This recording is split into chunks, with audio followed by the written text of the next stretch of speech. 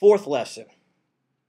He acknowledged every level of the theater. It was in the Caesar's Palace, in the Colosseum, and in the Colosseum there's 4 different tiers of audience seated in front of him, and he made sure that he not only acknowledged everyone on the left, the center, the right, but also each tier individually. The lights went up and actually showed that part of the audience, and people went nuts. How do you think they felt?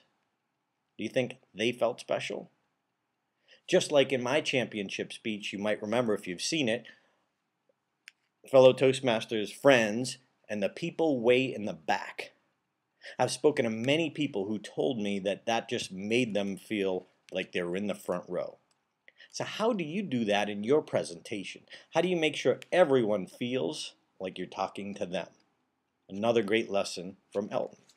Next on my list here, storytelling.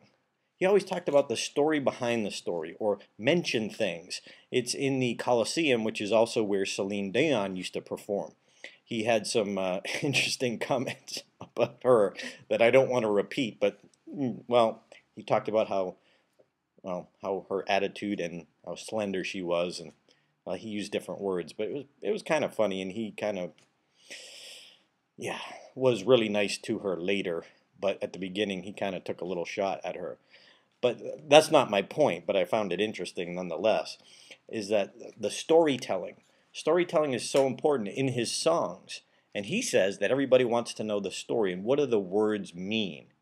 And it was very funny because he went through and mentioned some of the lines from his famous songs, and he said, I don't know what it meant. Some of them obviously did have meaning. But he was also pointing out to those of us who study presentations that really it is in the mind of the listener, the true meaning of your story. But we need to connect in order to make that story come true. You know, we teach that in the storytelling boot camp as well. But it was fascinating how a performer of his magnitude would use that. You know, I love watching Bruce Springsteen because he's known as the storyteller as well. But it was very cool watching Elton. Lesson number 6, the list. If you understand why Elton can come over and have performances on a regular basis in Las Vegas, even though he lives in England, it's because his performance, or any great performer, has created that list. And this is for those of you who are professional speakers. Are you constantly building your list? People who've known you, liked you, and will rave about you. So it's how good you are on stage, but also keeping in touch or letting people know. The people who buy his CDs, they're his biggest fans. I'm sure everyone in the room maybe at least had one Elton John CD. So it's the same lesson for us. The people who are on our list are our best fans, are also the people who are going to recommend us, and the people who are maybe going to learn more from us or buy more educational tools from us, if that's what you do as a presenter. So the list is important, and it was even clearer to me watching Elton and all these people who come in night after night after night raving about him, because his list and the people he's touched with music is so huge. And final lesson, I promised these would be quick, but final lesson is the audience involvement. You know, Elton, even at the level that he's at, he still brought people up on stage during one of his songs, and they actually allowed audience members in like the first 3 rows charge the stage to stand around his piano. It was actually very cool.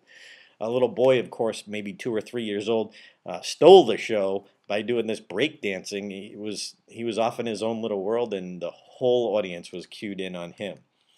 But Elton allowed the audience up there. Now, he doesn't have to. He's Elton John.